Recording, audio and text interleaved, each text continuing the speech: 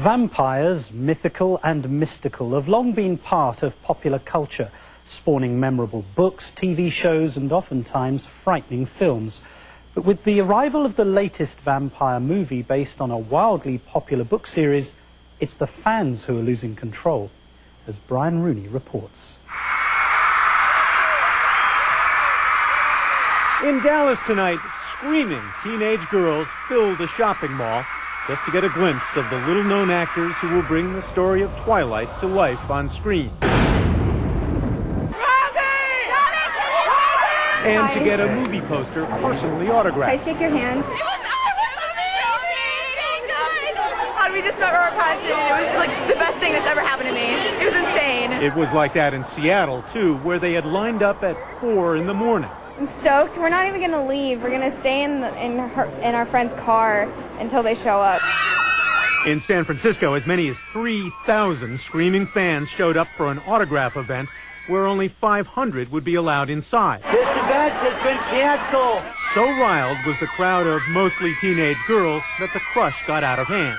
Then the police and the fire trucks and ambulances came and nobody moved, so they just shut it down. Then they put the event back on. So it goes with the saga of Twilight, the teenage vampire romance that started as an author's dream and became a publishing phenomenon of 4 novels and over 17 million books, with readers streaming to signings and readings like the appearances of the latest boy band. And now Twilight is a major, we mean like totally major, motion picture about to hit the theaters. I'm so excited. I can hardly contain myself. It's the cutest love story ever. I feel like I'm in love when I'm reading it. The books and the movie are about an average teenage girl named Bella Swan in Forks, Washington, who falls in love with a 100-year-old vampire frozen in the body of 17-year-old Edward Cullen. How old are you? 17. How long have you been 17? A while. In print, Edward is described as luminescently beautiful, an impossibly perfect guy, and in the movie, it falls to the all-too-human 22-year-old Robert Pattinson to live up to the expectations of those girls lined up for his autograph. I put off the audition for ages because I just thought this is just so silly, and it's also arrogant and embarrassing even turning up for the perfect guy audition. I think I'm in with a chance. It's like auditioning for Mr. Universe. It's all the invention of author Stephanie Meyer, who created that average girl other average girls could admire, and Edward, the boy they could only hope for. I'm not scared of you. You really shouldn't have said that. All over America, teenage girls are swooning, and theater owners may be doing the same. I have a daughter who said Edward is the perfect boyfriend. I don't know that I agree with that. There's a lot of other characters that I think would be a little bit less work. But he is a gentleman, and that's such a rare thing now that I think a lot of girls are sort of taken by this person who is chivalrous and makes a lot of his decisions based on not what makes him happy, but what makes his girlfriend happy. This is fiction and Hollywood we're talking about here, but if his appearances on the press tour are any indication, the stylishly scruffy and British Pattinson just might have the stuff of the American vampire, Edward. People were so obsessed and passionate about the book that when there's an actual physical thing that they can touch from it instead of just only being able to connect with their imaginations. The dramatic tension of the story is that in the midst of one of those I can't live without you teenage romances, Edward has to fight the urge to drink Bella's blood and kill her. He really can't live without her, but he does. He restrains himself. You are my life now. He has this desire both to devour her with love and devour her literally. Literally, right. Well, that's what gives you the tension. It's that extra aspect where it's not just life or death because my heart's going to be broken. It's life or death as in you could die in the next 15 minutes.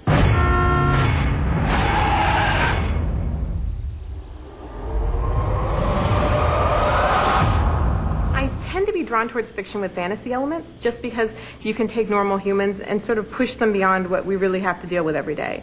And so to have people who are by definition monsters who don't want to be monsters and the conflict in that, it makes for some really interesting stuff to work with. This just may be the moment when vampires get the understanding and appreciation they've always craved. 2008, the year of the vampire. Competing for attention is HBO's True Blood, a vampire melodrama set in a small Louisiana town where a waitress with telepathic powers falls for, we've seen this somewhere, a handsome boy who's a vampire. Oh, but you have other very juicy arteries. You just shut your nasty mouth, mister. You might be a vampire, but when you talk to me, you will talk to me like the lady that I am. Although some might say they've been with us forever, vampires have populated literature for at least 200 years. And if Bram Stoker was the father of vampires, Stephanie Meyer is the literary mother. How much research did you have to do about vampires? Barely any at all. I knew I was breaking the rules, so there wasn't much point in studying up about vampires and finding out what's right and wrong. I mean, they're fictional. I can do whatever I want. And in doing that, she also created a little world in which, amazingly enough, two teenagers in passionate love refrain from having sex. Teenage fiction these days, whether on television or even in books, kids in that situation end up having sex, and these two don't. Right, which is really a part of the characters as they exist in my head. Edward's someone who has a lot of gifts, but also really sees a lot of them as drawbacks. And he knows how dangerous he is. And he's always very, very, very careful around Bella because the last thing in the world he wants to do is hurt her. And because he's so physically dangerous, for him it's a huge deal even to put his arm around her because he knows that that's kind of a risk. If you couldn't fulfill your desires, then it would seem like an extraordinarily painful experience.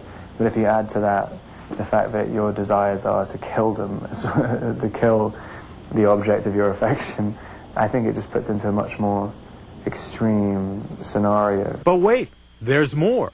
3 more novels, possibly 3 more movies of heavy-breathing romance and vampire violence.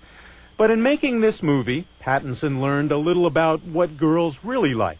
Apparently, they like kind of old-fashioned virtues of, you know, opening doors and things, and just being a kind of gentleman, which I really didn't think was thought of as that attractive anymore. Apparently, it is. What they like is Edward Cullen, the perfect boyfriend. He is just like so hot. That was so awesome. I'm shaking. I couldn't even say anything, but it was amazing. I said thank you, and he said no problem. I'm good for life. This is Brian Rooney for Nightline in Hollywood. The perfect boyfriend on the outside, perhaps. Our thanks to Brian Rooney.